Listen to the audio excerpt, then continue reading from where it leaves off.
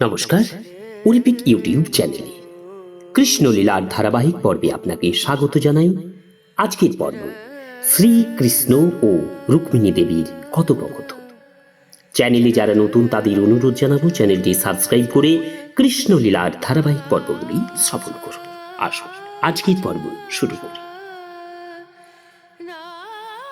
শ্রীকৃষ্ণ রুক্মিণী দেবীকে বললেন, হে বিদর্ভ রাজকন্যা, হে রুক্মিণী, আমাকে তুমি ভুল বুঝো না। এভাবে আমার প্রতি নির্দয় হয়েও না। আমি জানি আমার প্রতি তোমার অনুরাগ যেমন আন্তরিক তেমন ঐকান্তিক। তুমি আমার নিত্য সহচরী। যে কথায় তুমি মর্মাহত হয়েছ সেগুলি যথার্থ সত্য নয়। আমি তোমাকে একটু উত্তেজিত এবং ক্রুদ্ধ করতে চেয়েছিলাম। আমি আশা করেছিলাম তুমি এই পরিহাসপূর্ণ কথার প্রত্যুত্তর দেবে। দুর্ভাগ্যবশত তুমি আমার কথাগুলিকে গুরুতরভাবে গ্রহণ করেছ। এই জন্য আমি আন্তরিকভাবে দুঃখিত। আমি আশা করেছিলাম যে আমার কথা শুনে ক্রোধে তোমার রক্তে মধুর কম্পিত হবে। তুমি অনেক কিছু বলে আমাকে তিরস্কার করবে। হে পরমা প্রিয়সী, আমি কখনো আশা করতে পারিনি যে তুমি এইভাবে কাতর এবং অভিভূত হয়ে পড়বে। আমি আশা করেছিলাম যে তুমি ক্রুদ্ধ হয়ে চপল চোখে আমার প্রতি দৃষ্টিপাত করবে, আর তখন আমি তোমার ক্রুদ্ধ চন্দ্রবদন দর্শন করতে পারব। হে সুন্দরী বধূ, তুমি জানো আমার গৃহস্থ জীবন যাপন করে সর্বদা নানান গৃহকর্মে আমি ব্যস্ত থাকি। তাই কিছু সময়ের জন্য আমরা একান্তে হাস্য কৌতুকে অতিবাহিত করবার প্রত্যাশায় থাকি। আর এই হাস্য পরিহাসী দাম্পত্য জীবনের অন্তিম ক্রীড়া।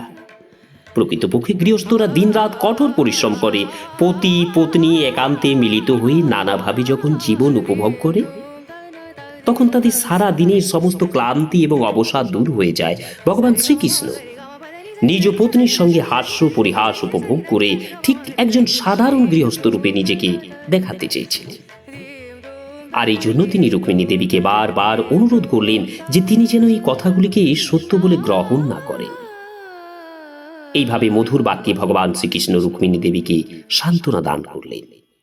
তখন রুক্মিণী দেবী হৃদয়ঙ্গম করলেন যে পূর্বে শ্রীকৃষ্ণ যে কথাগুলি বলেছিলেন সেগুলি তার অন্তরের কথা নয়, নিজেদের মধ্যে একান্তে কৌতুক পরিহাস উপভোগের জন্য তা বলা হয়েছিল। তাই শ্রীকৃষ্ণের কথাগুলি শুনে তিনি সান্ত্বনা লাভ করলেন। ক্রমশ শ্রীকৃষ্ণ বিচ্ছেদের ভয় থেকে তিনি মুক্ত হলেন এবং তার স্বাভাবিক হাস্যোজ্জ্বল এবং প্রফুল্ল বদন রুক্মিণী শ্রীকৃষ্ণকে নিরীক্ষণ করতে লাগলেন। তিনি শ্রীকৃষ্ণকে লক্ষ্য করে বললেন, হে কমললোচন প্রভু, তোমার কথাই ঠিক। আমরা যোগ্য দম্পতি নই। আমার পক্ষে তোমার সমকক্ষ হওয়া সম্ভব নয়। তুমি সকল গুণের আকর, অসীম গুণ সম্পন্ন লীলা পুরুষোত্তম ভগবান। তোমার পত্নী হওয়ার যোগ্যতা আমার কোথায়? তোমার সঙ্গে আমার কোনো তুলনাই সম্ভব নয়। তুমি সকল মহিমায় মহিমান্বিত, ত্রিগুণের অধীশ্বর। এমনকি তুমি ব্রহ্মা শিবাদি শ্রেষ্ঠ দেবতাদেরও উপাস্য। আর জড়া প্রকৃতির তিন গুণ থেকে জাত নিতান্ত তুচ্ছ আমার স্থান কোথায়?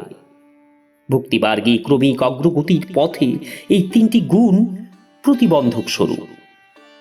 তোমার যোগ্য পত্নী হওয়া আমার পক্ষে কখনোই বা সম্ভব হতো না। হে প্রিয়তম, তুমি ঠিকই বলেছ।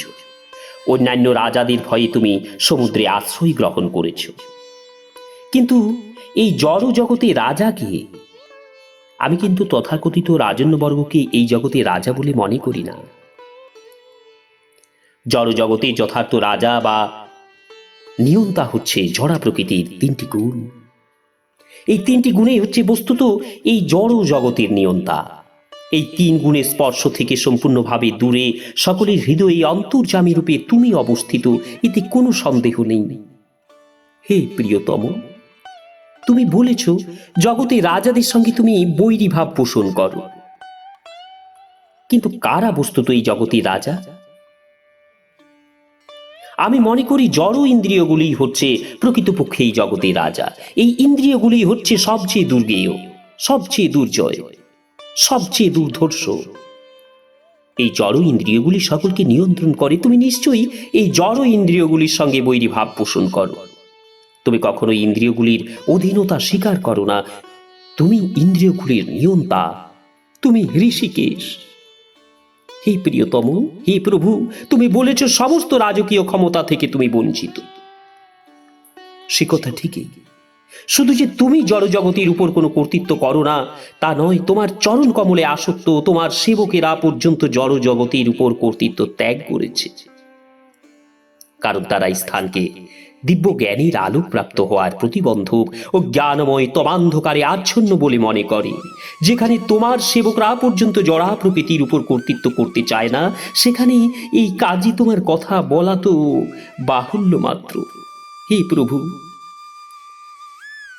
জীবনের একটি বিশেষ উদ্দেশ্য নিয়ে সাধারণ ব্যক্তির মতো তুমি কাজ করো না বলে যে কথা তুমি বলেছ তাও সম্পূর্ণ ঠিক।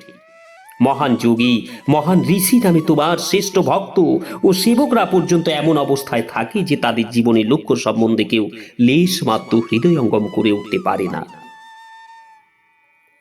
মানব সমাজের কাছে তারা দুর্গেয়। তাদের জীবনের লক্ষ্য জনসাধারণের কাছে রহস্যাবৃত থেকে যায়। যারা নরাধম তারা তোমাকে জানে না, তোমার ভক্ত কেউ জানতে পারে না। একজন কলুষিত চিত্ত ব্যক্তি তোমার এবং তোমার ভক্তির প্রকৃত লীলা কল্পনাও করতে পারে না। হে অনন্ত, তোমার ভক্তির কার্যাবলী এবং প্রয়াস যখন জনগণের কাছে অলৌকিক প্রতীয়মান হয়, তখন তোমার উদ্দেশ্য এবং প্রচেষ্টাও জনগণের বুদ্ধির অগম্য হবে। তা নয় কি? সব রকম শক্তি, সব রকম ঐশ্বর্য তোমার সেবায় নিয়োজিত হলেও তুমি তাদেরই আশ্রয়স্থল। হে প্রভু, তুমি নিজেকে নিষ্কিঞ্চন বলে পরিচয় দিয়েছ। এর অর্থ এই নয় যে তুমি দরিদ্র। যেহেতু স্বয়ং তুমি ছাড়া দ্বিতীয় কোনো অস্তিত্ব নেই, সেই হেতু কোনো কিছুর এই মালিক হওয়া তোমার প্রয়োজন নেই, কারণ তুমি স্বয়ং সব কিছু। অন্যেরা ক্রয় করলেও তোমার কিছুই ক্রয় করার দরকার নেই। সকল বিরোধ, বৈষম্য তোমাতে সামঞ্জস্য সাধিত হয়, কারণ তুমি পূর্ণ তত্ত্ব। তোমার কিছু নেই অথচ কেউ তোমার চেয়ে ধনী নয়। নিষ্কিঞ্চন ব্যক্তি জড়জগতে ধনী হতে পারে না। তুমি ভগবান, তুমি পূর্ণ তত্ত্ব, তাই তুমি নিষ্কিঞ্চন হলেও বৈষম্য বিরোধে সামঞ্জস্য ঐক্য স্থাপন করতে পারো, এবং এইভাবে নিষ্কিঞ্চন হলেও তুমি সবচেয়ে ধনী। বৈদিক শাস্ত্রে উল্লেখ আছে, তোমার জড় হস্ত পদ না থাকলেও ভক্তিপূর্ণ হৃদয়ে ভক্ত যা তোমাকে নিবেদন করে তা সকলেই তুমি গ্রহণ করো। তোমার জড় চক্ষু এবং কর্ণ না থাকলেও সর্বত্রই তুমি সবকিছুই দেখতে পারো, সর্বত্রই তুমি সব কিছু শুনতে পারো। তুমি নিষ্কিঞ্চন হলেও অন্যদের দ্বারা বঞ্চিত এবং পূজিত সর্বশ্রেষ্ঠ দেবতারাও কৃপা লাভের জন্য ব্যাকুল হয়ে উপাসনার জন্য তোমার শরণাগত হয়। তুমি সবার বন্দিত, তুমি সবার পূজিত, তুমি সর্বশ্রেষ্ঠ। তাহলে কিভাবে তোমাকে দরিদ্র শ্রেণীভুক্ত বলা যায়? হে প্রভু, তুমি আরো বলেছ সমাজের সবচেয়ে ধনীরা তোমার উপাসনা করে না। এ কথাও সত্য, কারণ ধন মদান্ধ ব্যক্তিরা তাদের ধনসম্পদ ইন্দ্রিয় ভোগে ব্যবহারের কথা চিন্তা করে।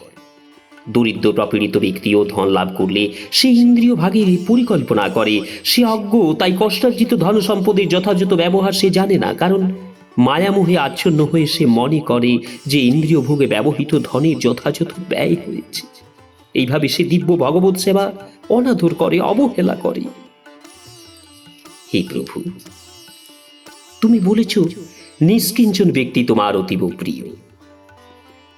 এইভাবে ভক্ত সর্বত্যাগী হয়ে তোমাকেই তার একমাত্র সম্পদ রূপে কামনা করে, আর এই জন্য নিষ্কিঞ্চন দেবশ্রী নারদ মুনিও তোমার অত্যন্ত প্রিয় ভক্ত।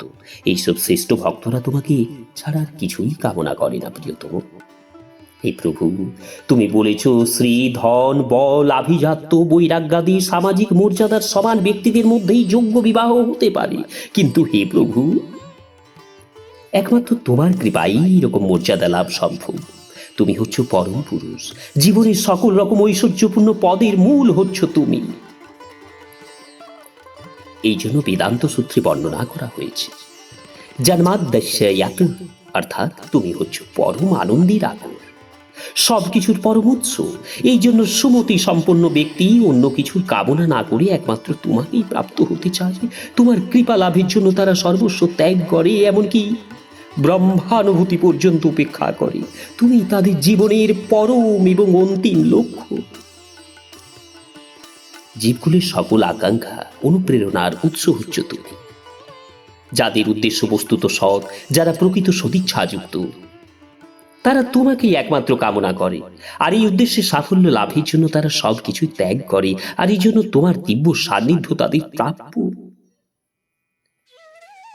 পরস্পর আসক্ত স্ত্রী পুরুষ সংসার এই জীবনে যে সুখ দুঃখ ভোগ করে, সেব্য সেবক সম্বন্ধযুক্ত কৃষ্ণ ভাবনাময় সমাজ জীবনে তা অনুভব করতে হয় না। এই জন্য সেবা সেবক সম্বন্ধযুক্ত কৃষ্ণ ভাবনাময় সমাজে নারী বা পুরুষ সকলেরই উচিত তোমার সেবকের পদ অন্বেষণ করা।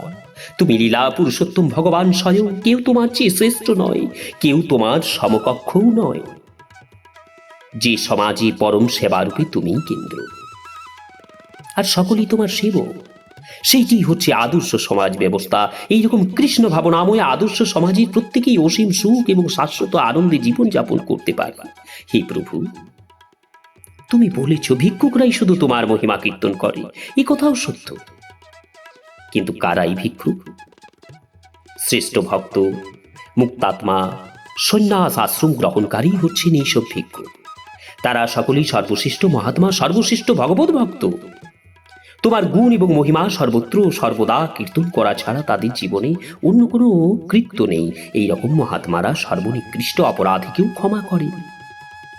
এইসব তথাকথিত ভিক্ষুকরা ভব সংসারে নানা দুর্দশা ক্লেশ সহ্য করে পরমার্থ সাধন করেন। হে প্রিয়তম, হে স্বামী, ও জ্ঞানবশত তোমাকে আমি পতিত্বে বরণ করেছি বলে মনে করো না। বস্তুত আমি এই সকল মহাত্মাদেরই পদাঙ্ক অনুসরণ করেছি। এইসব মহান ভিক্ষুকদের অনুগমন করে তোমার পাদপদ্মে আমার জীবন আমি সমর্পণ করবার সিদ্ধান্ত করেছি। হে প্রভু, তুমি নিজেকে নিষ্কিঞ্চন বলে বর্ণনা করেছ। তোমার এই কথা সত্য। তুমি এই সব শ্রেষ্ঠ মহাত্মা এবং ভক্তদের কাছে নিজেকে সম্পূর্ণরূপে বিলিয়ে দাও।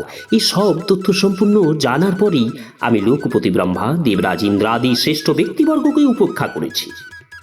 একমাত্র তোমার নির্দেশ মহাকাল পর্যন্ত পালন করে চলে। প্রবল প্রতাপ সম্পন্ন মহাকাল যে কোনো মুহূর্তের মধ্যে সৃষ্টির যে কোনো স্থানে প্রলয় ঘটাতে পারে। এই সব তথ্য বিবেচনা করবার পর আমাকে বিবাহে ইচ্ছুক জরাসন্ধ, শিশুপাল, অন্যান্য রাজন্যবর্গকে আমি তুচ্ছ কীট পতঙ্গ তুল্য বিবেচনা করেছি। নমস্কার, আজকের পর্ব এখানেই শেষ করছি। আসবো পরবর্তী পর্বে। চ্যানেলে যারা নতুন তাদের অনুরোধ জানাবো চ্যানেলটি সাবস্ক্রাইব করে ধারাবাহিকভাবে কৃষ্ণলীলার পর্বগুলো শ্রবণ করুন। হরে কৃষ্ণ, রাধে রাধে।